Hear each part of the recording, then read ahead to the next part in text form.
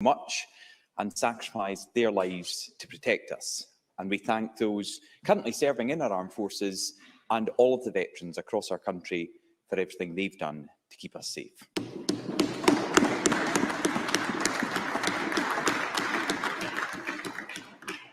For months, we've seen tragic cases of people waiting far too long for emergency help. We heard this week of 55-year-old Richard Brown. He lost his life after waiting 5 hours for an ambulance. In his final moments, he was alone in the stairwell of his tenement building, struggling to breathe. A neighbour repeatedly called for an ambulance, and the final time they checked on Richard, they saw his ears had turned white and he'd stopped breathing. Deputy First Minister, why is this happening in Scotland today? Deputy First Minister. Presiding Officer, before I come to the substance of Mr Ross's question, can I say that as a Parliament and as a country today, we fell silent to mark Armistice Day. In doing so, we pay tribute to armed services personnel, both past and present, and we remember those who paid the ultimate sacrifice. This year marks 100 years of the Royal British Legion Scotland and the Scottish Poppy Appeal. In that time, the appeal has supported countless servicemen and women, veterans and their families. I know I speak for everyone in the Chamber in offering our thanks and our continued support for their efforts to the Scottish Poppy Appeal and the important work that they and the Royal British Legion Scotland do for us all, and especially for service personnel. Today, Presiding Officer, I am answering questions on the First Minister's behalf as she is at the Conference of the Parties in Glasgow.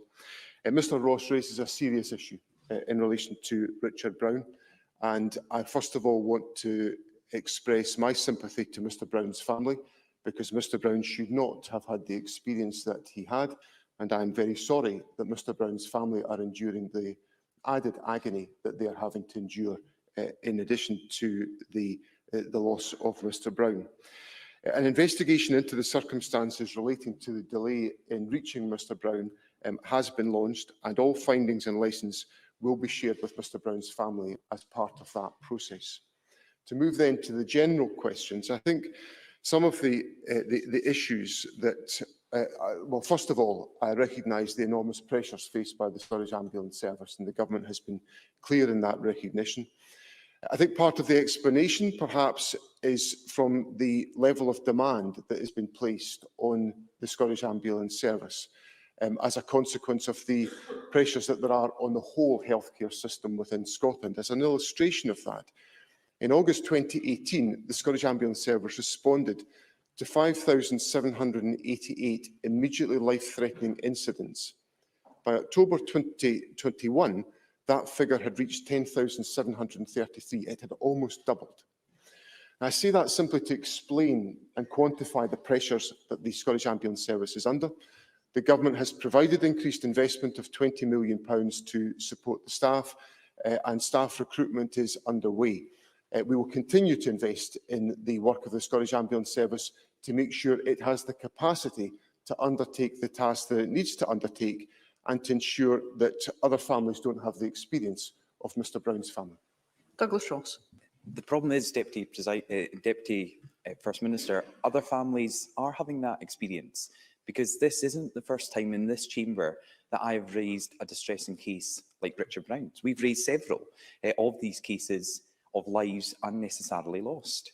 This week, Dr John Thompson of the Royal College of Emergency Medicine told a Scottish Parliament committee that excessive waiting times are resulting in avoidable deaths.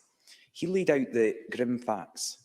For every 67 people that wait at A&E for more than 8 hours, somebody dies. If we look at just the last 2 months, according to Dr Thompson's estimate, there will have been more than 200 avoidable deaths. Lives are being lost that could have been saved. Will the Deputy First Minister therefore accept that the Scottish Government simply isn't doing enough to support our emergency health services in their time of greatest need?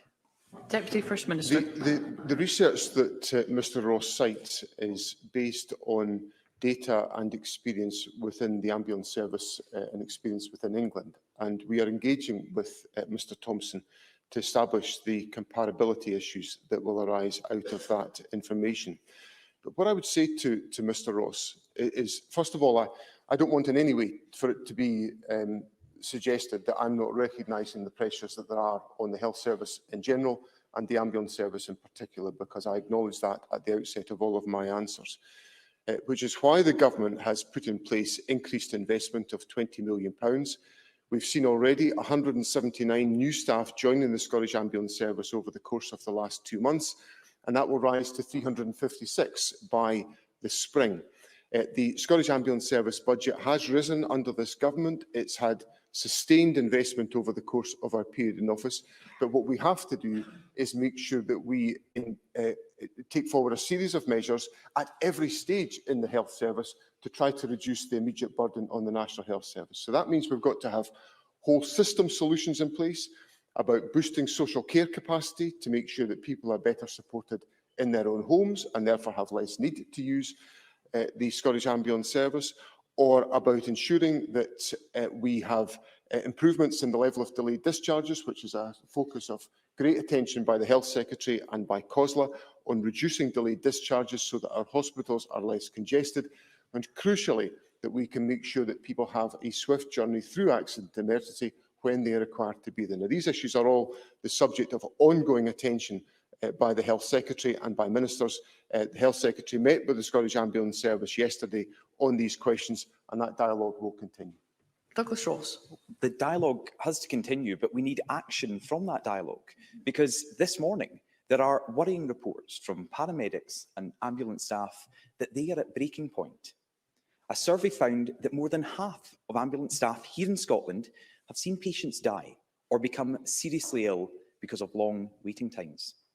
Pat Rafferty, Secretary of Unite Scotland, said, and I quote, "The workers at the Scottish Ambulance Service are sending out their own 999 call to the Scottish Government, saying that they are undervalued, stressed and exhausted. How will the Scottish Government answer that emergency call?" Deputy First Minister. I think it's very important, given the fact that ambulance personnel, as with many in the health service, are dealing on a constant basis with trauma.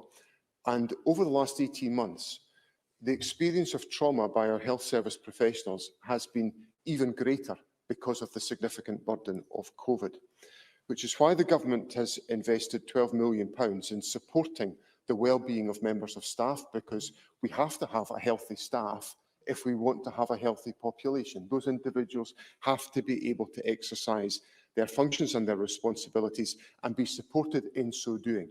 So I've seen the survey evidence that Mr Ross cites this morning. I'm troubled by it because quite clearly I want staff to feel valued. I want staff to feel valued. I can say it from this podium. We can reinforce it by the investment that we make. Over the course of this government's period in office, investment in the Scottish Ambulance Service has risen by 74%. Staffing has increased by 62%. But I acknowledge there are significant demands and pressures on the Scottish Ambulance Service. So we've put in place that investment. We are seeing staff numbers rise. The staff are doing a magnificent job in really difficult circumstances. And I give them the assurance that the government is not looking at the challenges just about the Scottish Ambulance Service, because the self-same staff that survey to which Mr Ross refers will also be aware that meeting the challenges they face requires a whole health service system solution, which is about social care, accident emergency, tackling delayed discharges, and these are all the issues that the government is prioritising. Douglas Ross. The Deputy First Minister is right. This is not just about ambulance staff, but workers across our NHS, including nurses who are considering strike action. Doctors, medical students, paramedics, nurses, everyone in the NHS are all desperately trying to save lives, but they don't have the resources they need. They are crying out for help. Frontline staff have sent out their own 999 call to this government. Scotland's NHS needs more support. This winter is going to be its toughest ever test. There's an extra £605 million coming to the Scottish Government this year. How much of that money will his government commit to Scotland's NHS right now? Deputy First Minister. Mr Ross will appreciate that although I used to be close to decision-making on financial issues, I'm no longer the Finance Secretary. So I'll leave those questions for the budget, which will take place on the 9th of December. But what I can say to Mr Ross is this. Employment in the National Health Service has never been higher than it is today. There has been a consistent increase in employment in the National Health Service in all areas of responsibility. I talked about the Scottish Ambulance Service personnel a moment ago, in consultants, in nurses, in every area of the National Health Service. There has been growth in the number of staff recruited and employed. Employment in the National Health Service has never been higher. On the question of pay, our nurses are the best paid in the United Kingdom, and we have given the best offer of an increase to nurses. Now, I appreciate that there are many strains within the National Health Service and many strains that members of staff are feeling.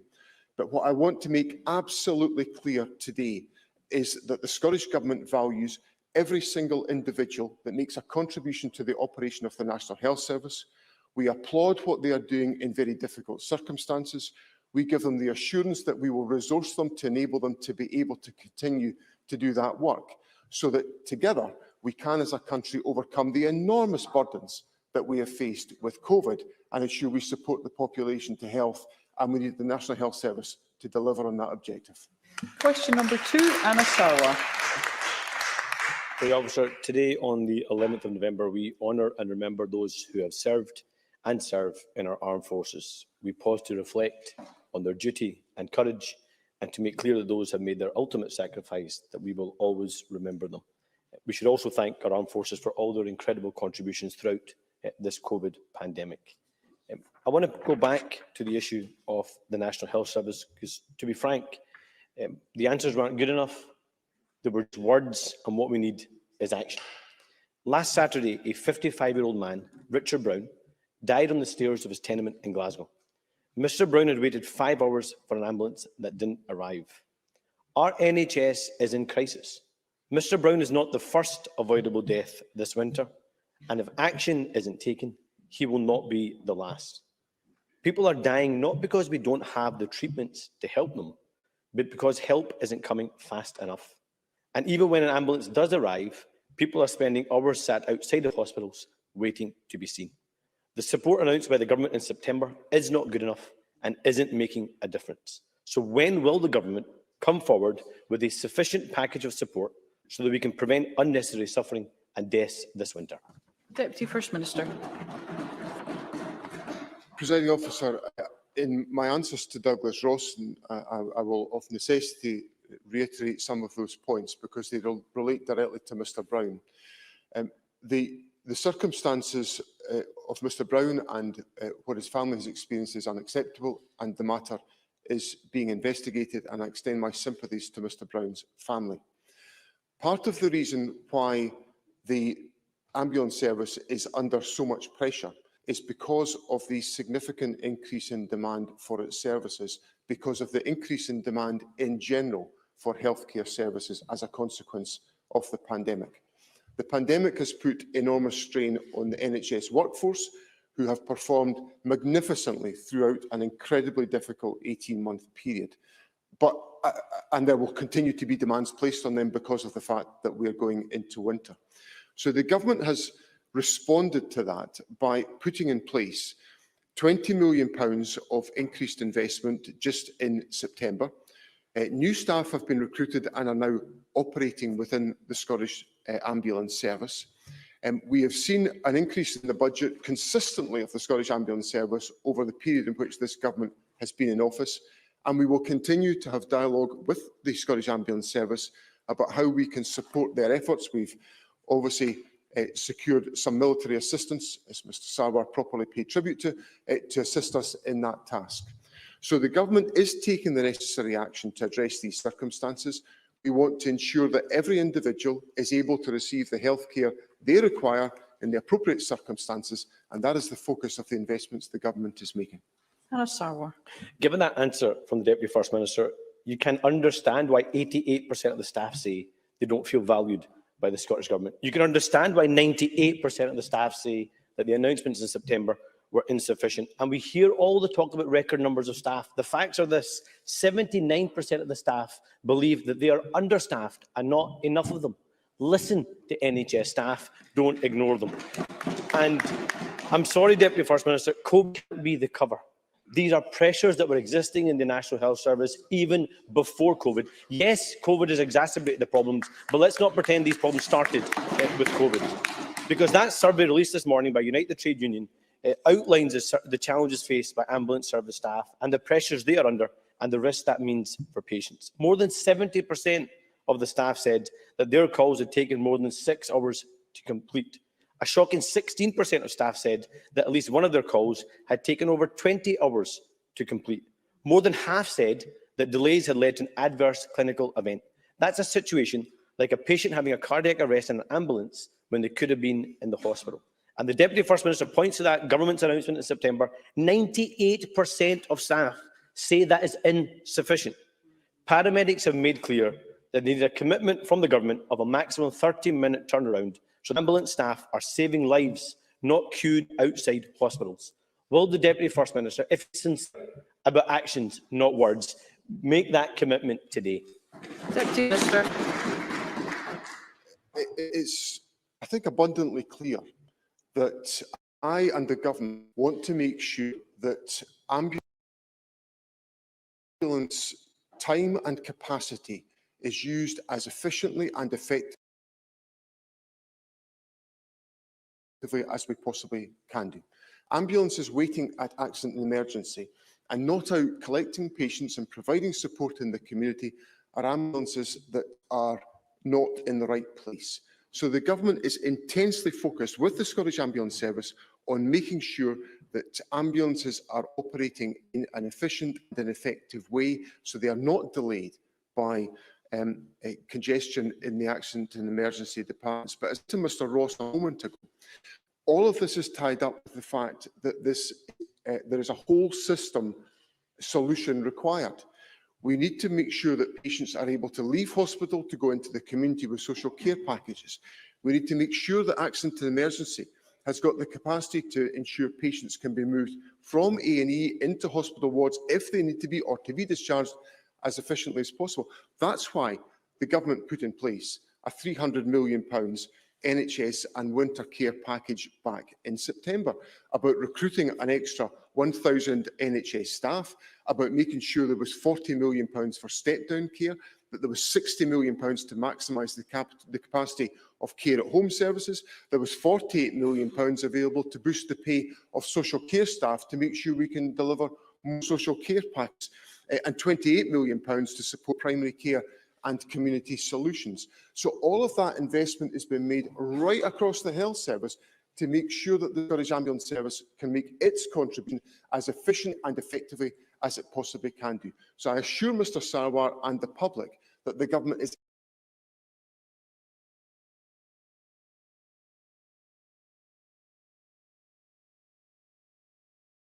absolutely determined to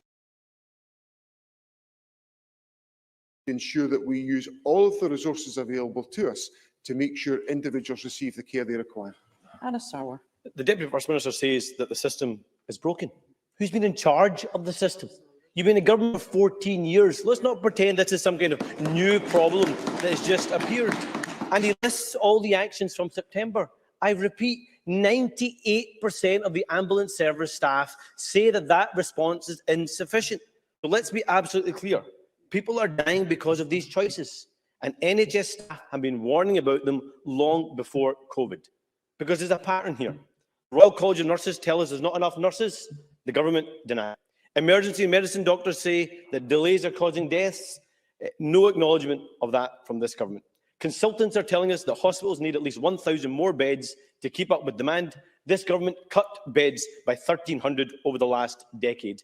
And patients are telling us of long delays at A&E, and the Health Secretary's answer, tell patients not to go to A&E. The problem here isn't patients or staff. The problem is this out-of-touch and hopeless government that is presiding over a crisis in our NHS. So I ask again, what will it take for this government to act? Why does this government believe that they know best and not the nurses, the doctors and the paramedics on the front line of our NHS? Deputy First Minister. I'm afraid Mr Sarwar is absolutely in denial about the impact of COVID on our National Health Service. That is the problem in this exchange. Mr Sarwar seems to think that the challenges we face in our National Health Service today are somehow unique to Scotland.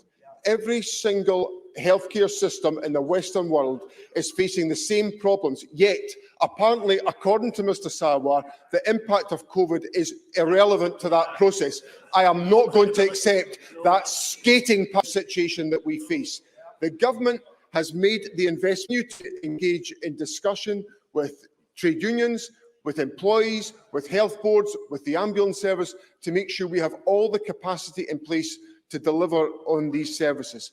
But what we have to recognise, and that is why the government is taking the cautious steps that we're taking about COVID, some of which members of this parliament tell us not to take, that some people are not prepared to support us when we take those steps. We do them to protect the people of this country, and we'll make no apology for doing that. Move on to supplementary questions, and I call Emma Harper. Thank you, Presiding Officer.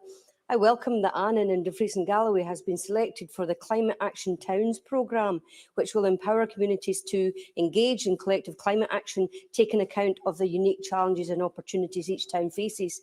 Given the flooding Annan experienced just last week, which washed away 2 of the town's footbridges in an unprecedented water levels, can the Deputy First Minister outline further detail on how the Climate Action Town programme will work to help tackle the global climate emergency? Deputy First Minister. Presiding Officer, the Climate Action Towns programme will work to support communities so that they can influence the steps that are taken to create better resilience against the climate. I saw firsthand last week the damage that had taken place in Annan. There was a tremendous community resolve to address those issues, as there had been a tremendous community resilience operation to protect households and businesses as a consequence of the families, but the flooding. But fundamentally, the Climate Action Towns programme will empower local communities to be able to take more of these decisions and to resource them to undertake that activity. Douglas Lumsden. Thank you, Presiding Officer. At the Finance Committee on the 31st of August, the Cabinet Secretary for Finance and Economy gave the following commitment. The A9 is still going to be dualled, and the A96 is referred to in the cooperation agreement in terms of the priorities of the next few years. But in the chamber yesterday, the Minister for Public Finance, Tom Arthur, when questioned by Fergus Ewan and Jamie Halcrow-Johnson, could not give any commitment. So can I ask the Deputy First Minister, will the A96 be fully dualled by the 2030 commitment date? Yes or no, Deputy First Minister? Deputy First Minister. Presiding Officer, the member referred to the A9 and the A96. The A9 programme continues apace. I was delighted that the latest stage of the dualling of the A9 was opened recently in my own constituency between Luncarty and the Pass of Burnham, and it's made a huge difference to the local community.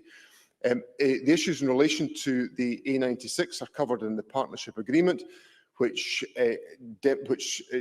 sets out transport enhancements on the A96 corridor, including dualling from Inverness to Nairn, bypassing of Nairn, Keith, Elgin and Inverurie, accompanied by measures to remove through traffic from bypass town centres, targeted road safety improvements where needed between Fochabers and Huntly, and Inverurie to Aberdeen. The current plan is to fully dual the A96 route between Inverness and Aberdeen, but we agreed to conduct a transparent, evidence-based review to include a climate compatibility assessment to assess direct and indirect impacts on the climate and the environment, and that will report by the end of 2022. Michael Mara. Thank you, Presiding Officer. In February, after the Chief Executive of NHS Tayside cast doubt on the future viability of breast cancer services in Dundee, the First Minister promised Parliament that she would act on the unfolding crisis. Instead, as reported in the Courier this morning, a further resignation of a senior consultant has left the service on the brink of collapse and in urgent need of external support. This has been a catastrophic failure of leadership on behalf of the board and this SNP government. What has to happen? How many lives will be put at risk before this government steps up with a plan that guarantees the future of this vital service? Deputy First Minister. I honestly don't think Mr Marra is serving the people he represents well by expressing this issue in that fashion. After February, a new consultant was appointed in NHS Tayside to provide this service. There is ongoing recruitment for a further post, and there is ongoing clinical support provided by NHS Grampian. So I hope that provides the reassurance to members of the public in the Tayside area that Mr Marra's unfortunate expression of his question certainly did not. Christine Graham. Thank you, Presiding Officer. Deputy First Minister, a constituent received this text, and I quote, "NHS, you're now eligible to apply for your NHS COVID pass. Failure to apply may result in a fine. Please apply for your COVID pass via," and then there was an address made to look like the NHS. Now, the constituent had the good sense not to click on the link, but since my office advised NHS Borders and the police, there have been further instances. Can I ask what the Scottish Government is doing to alert the public to this more recent spate of scams? Deputy First Minister. So the Christine Graham's right to raise the issue. There are some reports of scam calls and texts related to COVID-19. Let me be absolutely clear that neither the Scottish Government or any other agency will text individuals to invite them to apply for a COVID pass or certificate. Ofcom, the UK's communications regulator, have published information on their website on how to be vigilant against such activity, and any suspicious emails can be forwarded to the National Cyber Security Centre, and suspicious texts can be reported. But I would encourage members of the public to be vigilant and follow the fact that neither the Scottish Government nor any other agency text individuals to invite them to apply for a COVID pass or certificate. Craig Hoy. Thank you, Presiding Officer. My constituent Norma from Durlton received her booster vaccine some time ago, but yesterday she received a fourth letter calling her for a jab. She's been unable to cancel the appointment, but her 88-year-old neighbour has received no vaccine booster correspondence, and she too has faced problems getting through on the appointment line. And despite attending a mobile vaccine bus twice last Thursday in Gullen, she had to leave due to the length of the queues. So will the Deputy First Minister urgently look into the ongoing problems in the vaccine booster scheme across the Lothians? Deputy First Minister. Presiding Officer, the vaccine programme in general has been rolled out very, very effectively, and the booster programme is being rolled out across the country very successfully indeed. Scotland is the highest performing part of the United Kingdom in relation to the rolling out of the booster programme. However, there have been a number of issues in relation to NHS Lothian in connection with the appointment system, with which we are familiar.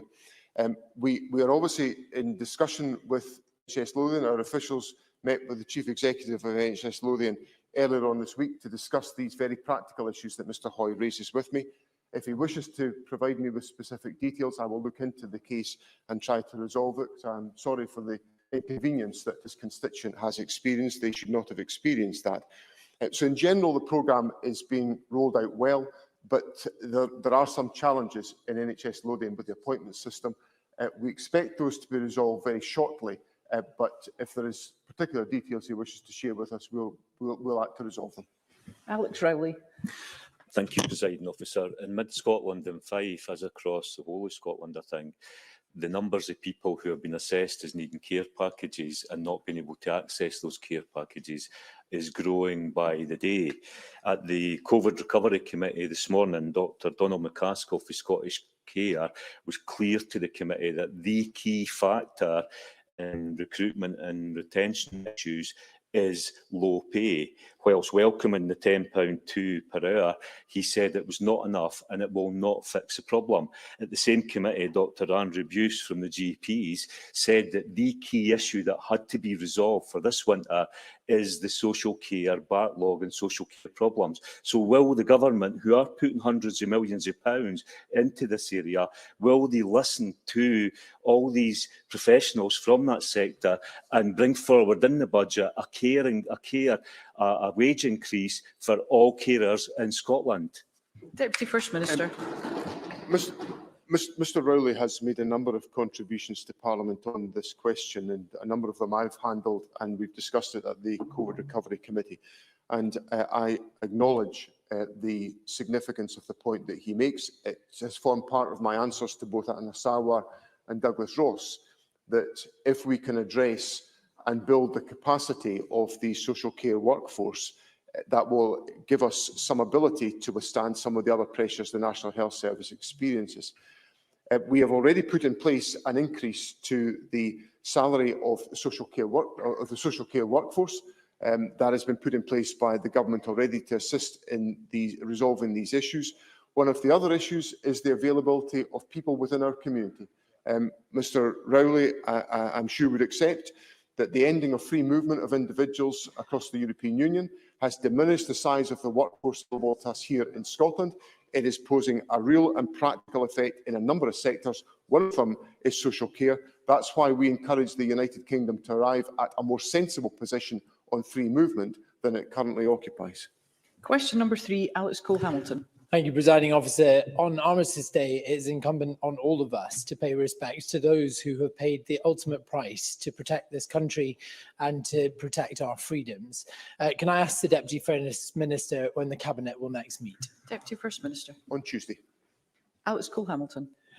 Thank you very much for that answer. Presiding Officer, there is a muscle memory to these exchanges. Week after week, opposition members ask the government about the crisis in emergency care, and week after week, the government respond by blaming the pandemic. They have doubled down, the Deputy First Minister has doubled down on that today by accusing Anas Sarwar of being in denial, and yet the former outgoing Chief Executive of NHS Scotland said this crisis has been years in the making, but the pandemic has only hastened the date. I want the Deputy First Minister to put himself in the shoes of our hard-working emergency care staff, the call handlers answering repeated calls, asking again and again when the ambulance will come, paramedics who are attending doors, knowing that behind that door is somebody who's been waiting in pain for hours on end. That must be absolutely traumatic. I have here a Freedom of Information response. We learned the number of ambulance staff hours lost to mental ill health is now up 300% since 2017. That's 40,000 hours between July and September alone. One paramedic told the Daily Record today, "We feel as if we are failing the public, even though it is not our fault." Presiding Officer, it is not their fault. So can I ask the Deputy First Minister to stop grasping at straws, to stop blaming the pandemic, and accept that his government is letting these vital staff down? Deputy First Minister. Well, first of all, I value the contribution made by all healthcare staff to our National Health Service in all of its component parts. We recognise the pressure on the well-being of members of staff. That's why we put in place the £12 million investment to make sure that staff well-being was supported and individuals could be enabled to continue their activities. I also have to recognise, as members of staff do, the significant impact that COVID represents on the operation of the National Health Service. And I think anybody that comes to Parliament and seeks to diminish the enormous impact of COVID on our National Health Service is not recognising the reality of the situation we are facing. For those reasons, that is why we have put in the extra winter care package of resources. It's why we've strengthened the resources available to the Scottish Ambulance Service, and it's why the government will continue to invest as assiduously in the National Health Service as it has done since the minute this government came to office, with a significant increase in the budget of the National Health Service over the length of this government's term in office. Question number 4, Fiona Hislop. To ask the Deputy First Minister whether he will provide an update on the work of the Under 2 coalition at COP26. Deputy First Minister. President Officer, the Under 2 coalition, of which the First Minister is the European co-chair, launched a new memorandum of understanding at the General Assembly this week, setting out a higher level of ambition for the coalition and committing the coalition to net zero by 2050. The First Minister signed the MOU at the General Assembly this week, and 27 governments also signed up. We endorse the new Further Faster Together statement outlining the actions members are already taking to meet their ambitious 2030 targets. 41 governments endorsed the statement, demonstrating the leadership of these governments to this important objective. Fiona Hislop. I welcome the announcement made today of the trebling of support for climate justice, but can I ask, what plans does the Scottish Government have to continue the discussions and networking established by the Glasgow climate dialogues, as we will discuss in our lunchtime members' debate, beyond COP26? In particular, will it use its role as the European co-chair of the Under 2 coalition of sub-states, cities and regions to promote a similar dialogue among all the Under 2 members? And in doing so, will the Scottish Government advance issues such as the loss and damage fund with them, following the First Minister's announcement of a now Scottish £2 million loss and damage fund? Yes, small in amount, but significant in terms of leadership on this issue. Deputy First Minister. I'm happy to confirm the Government's support for the objectives that Fiona Hislop has set out. As European co-chair, Scotland is committed to promoting values of justice and inclusivity. We hope to build a lasting legacy for COP26 by building a just transition alliance with members of the Under 2 coalition. We are also championing issues of global importance to mobilise increased action from our fellow members. I recognise that there is a members' debate today which will be initiated by Fiona Hislop. It is focusing on ensuring that the Global South is heard and understood, and the Scottish Government and the Stop Climate Chaos Coalition has co-convened the Glasgow Dialogues to enable this to be the case. This is, of course, the first members' debate in 14 years that Fiona Hislop has been able to lead in the Chamber because of her service as a Minister, and I cannot think of a more formidable parliamentary voice to be leading on this topic than Fiona Hislop, and I wish her well for the debate that is about to come. Thank you. Ariane Burgess. The International Energy Agency says that development of new oil and gas fields must stop this year if we're to reach net zero by 2050, as advocated by the Under 2 coalition. That alone should rule out development of the Cambo oil field off the coast of Shetland. Cambo wouldn't only be bad for the climate, it would also be devastating for biodiversity. 16 marine and climate groups recently highlighted that the pipeline would cut through 22 miles of UK marine protected area and threaten hundreds of rare and ancient species in the Faroe Shetland sponge belt. Will the Deputy First Minister raise this issue with the UK Government in order to uphold the MPA designation for this important area? Deputy First Minister. President Officer, the issues in relation to Cambo are obviously for decision-making by the United Kingdom Government, and Ariane Burgess will be familiar with the fact that the Scottish Government has made clear our desire for UK Government to subject that particular development to a climate compatibility assessment, given the length of time that has taken place since its original consent. There will be specific issues in relation to marine protection areas that would have to be the subject of statutory dialogue were that development to take its course. But of course, the stance of the Scottish Government is to ask for a climate compatibility assessment to be undertaken before we get to that stage. Question number 5, Liam Kerr. Thank you, Presiding Officer. To ask the Deputy First Minister how the Scottish Government plans to meet the requirement for electric car charging points by 2030. Deputy First Minister. Presiding Officer, over the past decade, this Government has invested more than £50 million in public charging points, creating one of the largest networks in the United Kingdom. We're working with industry, local authorities and technology suppliers to expand the network and, through a partnership approach, create opportunities for Scottish business, industry and communities. At the core of our approach is making sure that no one in no part of Scotland is left behind as we switch to electric vehicles. Liam Kerr. I thank the Deputy First Minister. I'm not sure that answer will give much confidence, because latest figures show that of those already installed, the number of faulty charging points recorded this year far exceed those recorded in 2020. Nearly 40 charging units per week are registered broken. Now, the Press and Journal recently made an electric vehicle trip from John O'Groats to Glasgow ahead of COP26, and they found significant numbers of charging points, particularly in Aberdeenshire, broken or inaccessible, leaving EV motorists stranded.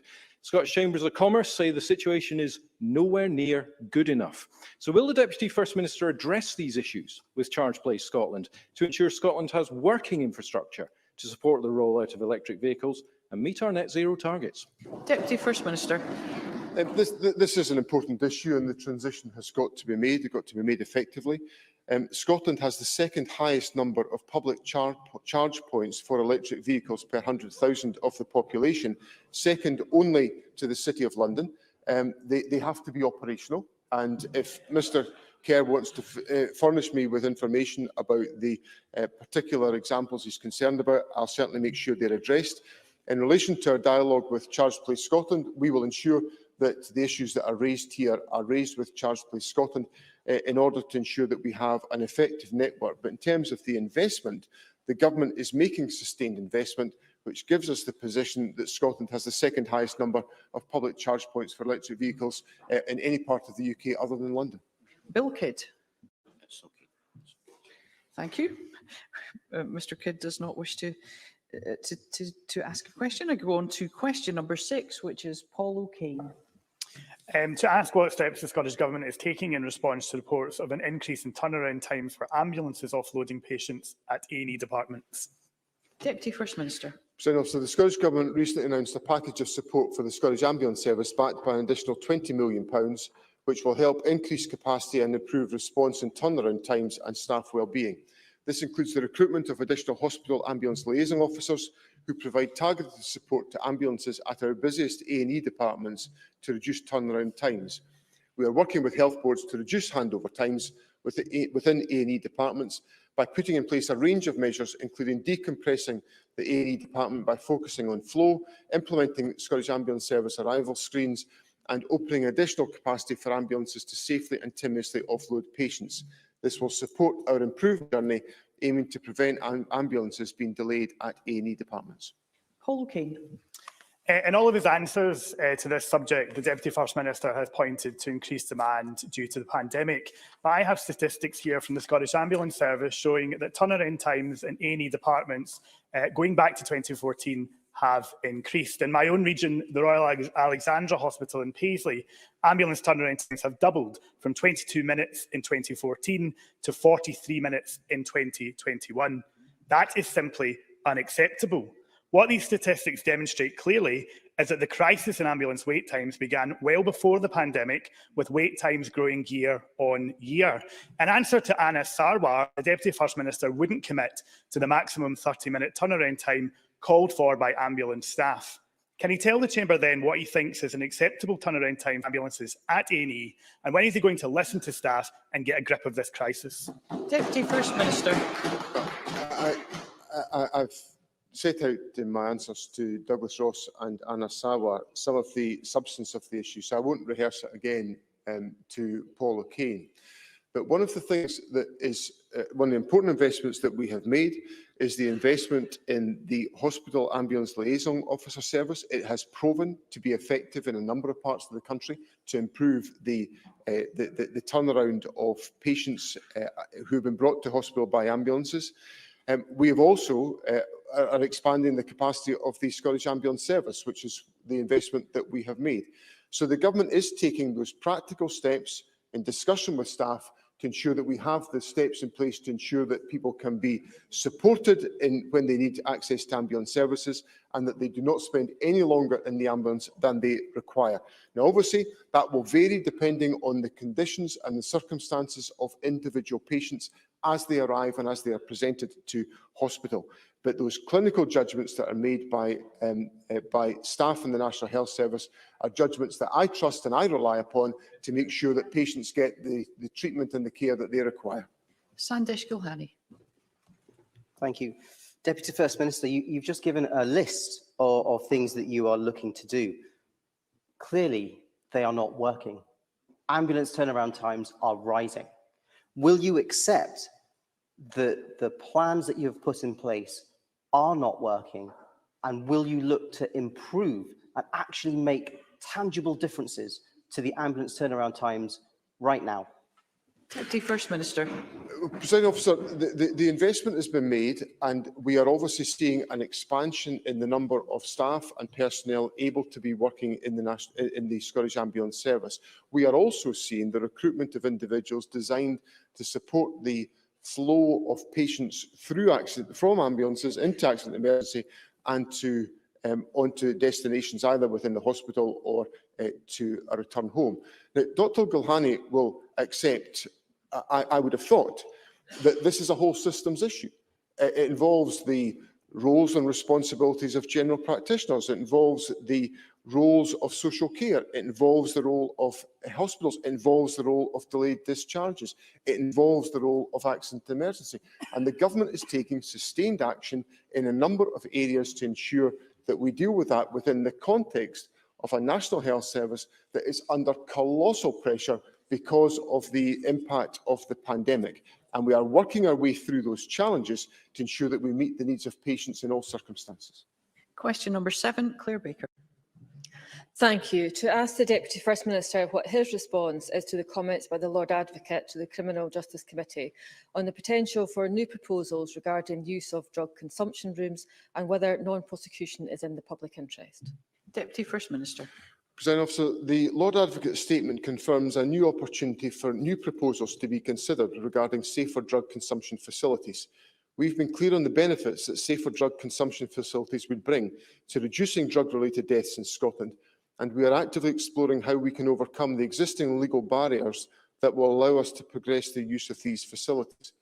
There is clear evidence that these facilities mitigate the chances of a fatal overdose, provide additional support, including that around reducing harm-related injection practices, and allow for connection with wider treatment services. We see problem substance use as a public health issue, and there is a growing recognition of the harms that punitive drug policies cause. Providing individuals with options for treatment rather than a route into the criminal justice system is our priority. Claire Baker. Thank you. The statement from the Lord Advocate is very welcome, and I do welcome the Government's commitment to look at a way to address this issue. We all recognise the significant problems that Scotland has with drug fatalities, and we have been critical of the Government's approach to this so far, but we are looking to work constructively, and I hope the Lord Advocate will be able to move forward on this. He will be aware the plan previously from Glasgow City Health and Social Care Partnership was rejected by the previous Lord Advocate, so I'm looking for some assurances that a proposal from the Government this time, although it wasn't you previously, the proposal will be robust and also an indication of when we can have some conclusions and a proposal will be brought forward. Deputy First Minister. I'm very happy to give Claire Baker the assurance that the Government is taking forward active discussions to establish what could be an acceptable route to enable the appropriate use of drug consumption rooms as part of a public health strategy to tackle the drugs problems that we face in Scottish society. That involves a great deal of dialogue with a range of different organisations, Police Scotland, NHS Greater Glasgow and Clyde, the Crown and various other organisations to ensure that we can establish and propose an appropriate and a sustainable route. So that work is underway. As for a timescale, if Claire Baker will forgive me, I can't give a definitive timescale today, but I do assure her that that is being actively pursued as a consequence of the remarks made by the Lord Advocate. That concludes First Minister's questions. We will now move on to members' business.